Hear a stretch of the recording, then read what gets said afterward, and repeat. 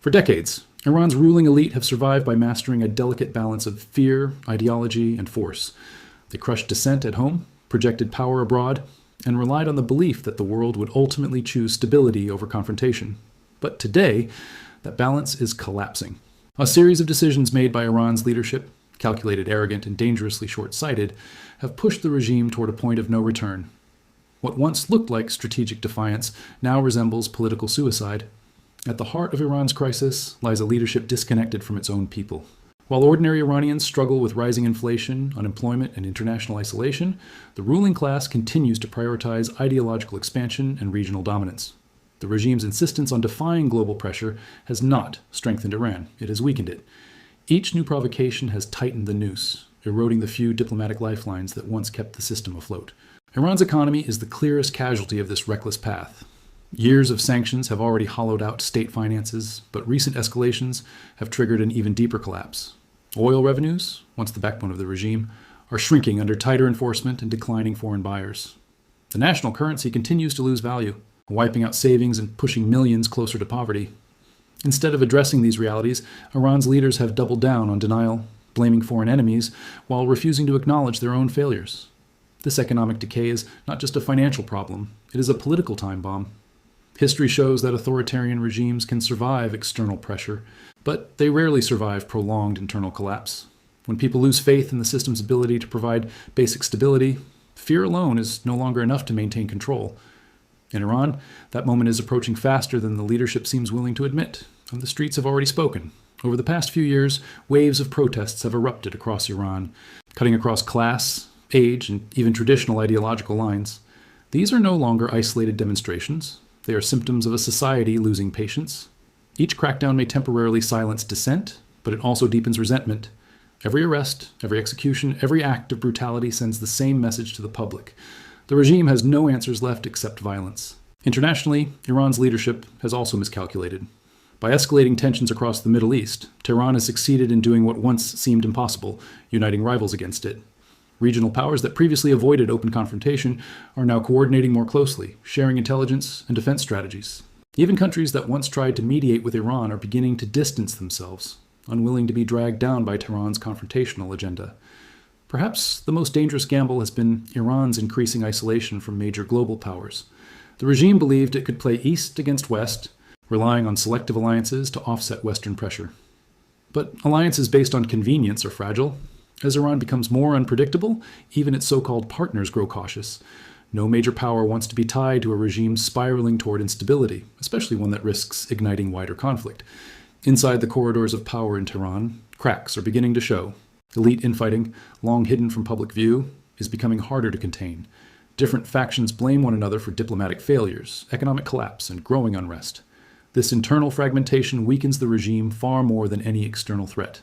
A system built on absolute loyalty cannot survive prolonged division at the top. What makes this moment especially dangerous for Iran's leaders is that they have systematically eliminated peaceful avenues for change. Elections are tightly controlled. Opposition voices are silenced. Independent media is crushed.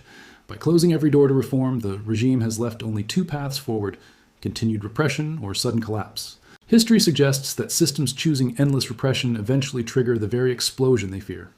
The phrase death warrant may sound dramatic, but in political terms, it reflects a harsh reality. Regimes rarely fall because of one single event. They fall because leaders repeatedly ignore warning signs, convinced of their own invincibility. Iran's leadership has done exactly that, mistaking survival for strength and fear for loyalty. Each reckless decision adds another signature to a document that seals their fate. The international community is watching closely, but the most important audience is inside Iran itself. A younger generation, more connected to the outside world than ever before, is increasingly unwilling to accept isolation and repression as the price of ideology. This generational shift represents a challenge the regime is uniquely unprepared to face. Tanks and prisons cannot suppress ideas forever. As pressure builds from all sides, economic, social, and geopolitical, the question is no longer whether Iran's leaders have made fatal mistakes. The question is how long the consequences can be delayed. Every move they make now seems to accelerate the same outcome, pushing the system closer to collapse while narrowing the options for escape. In trying to secure absolute control, Iran's leaders may have ensured the opposite. By refusing compromise, ignoring reality, and underestimating both their people and the world, they have set forces in motion that cannot easily be reversed. What comes next will define not just the future of Iran, but the balance of power across an entire region. And this is only the beginning. One of the regime's greatest miscalculations has been its belief that time is on its side. For years, Tehran assumed it could outlast sanctions, protests, and diplomatic pressure through endurance alone. But endurance only works when conditions remain stable. Today, Iran's internal environment is anything but stable. Each passing month brings new economic shocks, fresh public anger, and greater international scrutiny. Time is no longer a shield. It is a weapon turned against the regime. The Iranian economy is now locked in a vicious cycle. Sanctions limit growth, inflation fuels public anger, protests scare investors, and instability invites even harsher restrictions. This loop is self-reinforcing and increasingly impossible to break. The leadership's refusal to implement meaningful economic reforms, out of fear they might weaken political control, has left the system frozen. Iran's economy is not just struggling, it is suffocating. What makes the situation more volatile is the unequal distribution of pain. While elites remain insulated through corruption networks and privileged access to resources, ordinary citizens bear the full weight of the crisis. This disparity has destroyed what little legitimacy the regime once claimed. When people see leaders living comfortably while they struggle to survive, ideology loses its power. Loyalty erodes, replaced by quiet rage. The regime's response to this anger has been predictable but disastrous. Instead of addressing grievances, it has relied on force, surveillance, and intimidation. Security forces are stretched thin, tasked with suppressing unrest across multiple regions simultaneously. This constant state of internal policing weakens Iran's overall stability and diverts resources from governance. A government that spends most of its energy controlling its own people is a government already in decline. At the same time, Iran's foreign policy is compounding its domestic crisis. Tehran continues to project strength beyond its borders, but this projection now appears increasingly hollow. Military posturing and proxy conflicts were once effective tools of deterrence. Today they serve as reminders of the regime's desperation. Each escalation raises the risk of direct confrontation, something Iran can least afford in its current state. International patience is wearing thin. Even countries that once advocated engagement with Tehran are reassessing their positions. Iran's leaders assumed that global powers would always prioritize stability over accountability. But that assumption is proving dangerously wrong. As Iran's actions become more aggressive and unpredictable, tolerance is giving way to containment. Isolation, once a temporary condition, is becoming permanent. Perhaps the most underestimated factor in Iran's decline is the psychological shift within its own society. Fear, once the regime's strongest weapon, is losing effectiveness. People who have nothing left to lose are harder to intimidate. Each protest that erupts, despite brutal crackdowns, sends a powerful signal. The social contract is broken. When fear fades, authoritarian control collapses faster than expected. The younger generation poses a unique threat to Iran's leadership. Unlike previous generations, today's youth are globally connected, digitally aware, and less receptive to state propaganda. They compare their lives not to past hardships, but to opportunities elsewhere. This awareness fuels frustration and ambition, two emotions the regime struggles to suppress. A system built on isolation cannot survive in an age of information. Inside the regime itself, paranoia is growing. Loyalty tests, purges, and internal surveillance are becoming more frequent. These measures are signs of weakness, not strength. When leaders stop trusting their own institutions, governance deteriorates rapidly. Decision-making becomes reactive, driven by fear rather than strategy. This internal decay is often invisible from the outside, but it is usually the final stage before collapse. Iran's leadership is also trapped by its own rhetoric. Years of defiance and absolutism have eliminated room for compromise. Any attempt at negotiation now risks appearing as surrender. This ideological rigidity locks the regime into a narrow path with catastrophic consequences. By framing every conflict as existential, Tehran has made peaceful de-escalation politically impossible. History offers countless examples of regimes that fell not because they were defeated militarily, but because they exhausted themselves. Iran's leaders are repeating this pattern with alarming precision. They are fighting on too many fronts: economic, social, diplomatic, and ideological, without the resources to sustain those battles. Overextension is not a strategy, it is a countdown. What makes this moment especially dangerous is that collapse rarely announces itself in advance. It comes suddenly, triggered by events that seem minor at first: a protest, a strike, a policy mistake. The groundwork, however, is always laid years earlier through mismanagement and denial. Iran's leadership has already laid that groundwork. There is also the risk of miscalculation on the global stage. As Iran feels cornered, it may resort to more aggressive actions to reassert relevance. Such moves could provoke responses far beyond what Tehran expects. In this fragile state, even a limited confrontation could spiral into something far more damaging. The margin for error has vanished. Despite all this, Iran's leaders continue to project confidence. Official statements remain defiant, speeches repeat familiar slogans, and state media insists everything is under control. But propaganda cannot hide reality forever. The gap between words and lived experience is growing wider by the day. When that gap becomes impossible to ignore, legitimacy collapses overnight. The tragedy is that this outcome was not inevitable. Different choices, economic reform, political openness, diplomatic realism, could have steered Iran towards stability. Instead, the leadership chose confrontation over compromise and ideology over pragmatism. In doing so, they sacrificed the future to protect the present. By now, the metaphor of a death warrant feels less like exaggeration and more like diagnosis. Iran's leaders have locked themselves into a system that punishes flexibility and rewards denial. Every attempt to preserve power only deepens the crisis. Every show of strength exposes underlying weakness. The question facing Iran is no longer whether change will come, but how and at what cost. The longer the regime resists reality, the more violent and chaotic that change is likely to be. History is unforgiving to leaders who refuse to adapt, and Iran's rulers are running out of time to learn that lesson. And as pressure continues to mount, the next phase of the story will be even more consequential. By the time regimes reach the stage Iran is now entering, the danger is no longer abstract. It becomes structural. The system itself starts working against its own survival. Every institution meant to preserve stability instead amplifies instability. Iran's leadership is discovering this reality the hard way, as pressures that were once manageable begin to converge into a single overwhelming force. One of the most critical stress points is the regime's security apparatus. For decades, Iran relied on overlapping intelligence agencies, security forces, and ideological militias to maintain control. This redundancy was designed to prevent coups and suppress dissent. But redundancy comes at a cost. Maintaining loyalty across so many power centers requires constant rewards, fear, and internal monitoring. As resources shrink and trust erodes, that system becomes fragile. Security forces now face conflicting missions. They are expected to suppress protests, protect strategic assets, enforce ideological conformity, and prepare for external threats all at once. This overstretch weakens morale and effectiveness. When forces are deployed endlessly against civilians, discipline erodes and internal doubts grow. History shows that when security forces begin questioning their role, regimes lose their last line of defense. At the same time, Iran's regional strategy is backfiring. Proxy networks that once gave Tehran strategic depth are becoming liabilities. Maintaining influence abroad requires money, weapons, and political capital, resources Iran increasingly lacks. As domestic conditions worsen, public resentment toward foreign entanglements intensifies. Many Iranians now openly question why national wealth is spent beyond the borders while basic needs at home go unmet. This growing disconnect between state priorities and public reality is dangerous. Nationalist narratives lose power when people feel abandoned.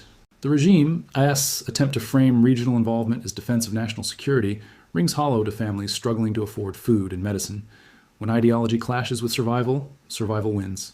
Diplomatically, Iran is running out of maneuvering space. Years of brinkmanship have reduced trust to near zero. Even when Tehran signals willingness to negotiate, its credibility is deeply damaged. Foreign governments no longer see compromise as reliable or lasting. This erosion of trust isolates Iran further, locking it into a confrontational posture it cannot sustain indefinitely. Economic pressure continues to bleed into every aspect of governance. Inflation undermines public sector wages, weakening the loyalty of bureaucrats and civil servants. Corruption worsens as officials seek to protect themselves against an uncertain future. When corruption becomes survival strategy rather than exception, the state hollows out from within. Laws lose meaning, institutions lose authority, and chaos fills the vacuum.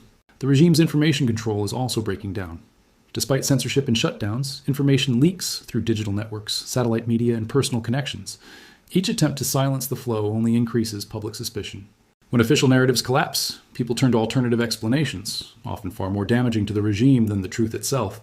Another underestimated factor is elite fear. As instability grows, those closest to power begin planning for personal survival rather than collective stability. Capital flight, quiet exit strategies, and behind-the-scenes negotiations become common. This silent withdrawal of elite commitment accelerates collapse. Regimes do not fall when the public rebels alone. They fall when elites stop believing the system can protect them. Iran's leadership now faces a classic authoritarian dilemma. Reform threatens control, but repression accelerates collapse. There is no easy exit from this trap. Small reforms anger hardliners without satisfying the public. Heavy repression buys time, but deepens resistance. Each choice worsens the next. The system becomes reactive, lurching from crisis to crisis without long-term vision. The social fabric of Iran is also changing. Traditional support bases, once reliable, are fraying. Economic hardship cuts across ideology, region, and class.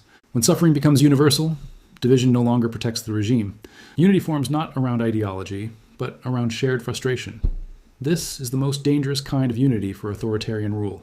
Strikes, slowdowns, and passive resistance are increasingly powerful tools. They are harder to suppress than street protests and more damaging to the economy. When workers withdraw cooperation quietly, the state struggles to respond without exposing its weakness. These forms of resistance signal maturity in opposition movements, another warning sign the leadership ignores at its peril. Externally, adversaries are watching closely, not because they seek chaos, but because instability changes calculations. A weakened Iran invites pressure, tests boundaries, and limits its own responses. Deterrence depends on credibility, and credibility erodes when internal collapse becomes visible. Tehran's leaders may still speak loudly, but fewer are listening. There is also the danger of accidental escalation. In an environment filled with tension and mistrust, even small incidents can spiral. A misinterpreted signal, an overreaction, or a miscalculation could trigger consequences far beyond intent. Fragile systems are especially vulnerable to shocks, and Iran's system is increasingly fragile. Yet despite all these warning signs, the leadership clings to familiar tactics. The same slogans, the same threats, the same denials. This repetition is not confidence, it is paralysis. When leaders cannot imagine a different future, they become trapped by the past. Iran's rulers are governing yesterday's country while facing tomorrow's crises. The tragic irony is that the regime still has options, but fewer with each passing day. Every moment of delay closes doors that once existed. Reform delayed becomes reform denied. Negotiation postponed becomes isolation permanent. Stability ignored becomes collapse inevitable. At this stage, the death warrant is no longer just a metaphor for long-term decline. It represents a chain reaction already in motion. The signatures are not written in ink, but in policy failures, broken trust, and human suffering. Undoing that document would require courage, humility, and change on a scale the current leadership has never shown. Iran now stands at the edge of a historic transformation. Whether that transformation comes through controlled change or uncontrollable collapse depends on decisions made under extreme pressure. And so far, those decisions have only pushed the system closer to the edge. What happens next will not stay confined within Iran's borders. Every regime that collapses shares one defining feature: the moment when fear changes sides. For years, Iran's leadership ensured that fear belonged to the people. Fear of arrest, fear of poverty, fear of speaking out. But today, that balance is shifting. Increasingly, fear lives inside the regime itself. Fear of the streets, fear of economic implosion, fear of betrayal from within. This is the most dangerous phase for any authoritarian system. Iran's leaders now govern defensively, not confidently. Policies are made to survive the next week, not the next decade. Short-term crackdowns replace long-term strategy. Emergency measures become permanent governance. This mindset signals exhaustion. A system designed to project absolute certainty can no longer pretend it knows where it is going. The most telling sign of decline is the regime's loss of narrative control. For decades, it framed every crisis as foreign conspiracy and every failure as heroic resistance. But narratives collapse when lived reality contradicts them daily. When salaries no longer cover food, when medicine disappears, when young people see no future, slogans become meaningless noise. A government that cannot convince its people loses the moral foundation of power. At this stage, even repression becomes less effective. Brutality can silence individuals, but it cannot erase collective memory. Each act of force creates new grievances, new martyrs, and deeper anger. The state becomes trapped in an endless cycle. Suppress unrest, provoke more unrest, suppress again.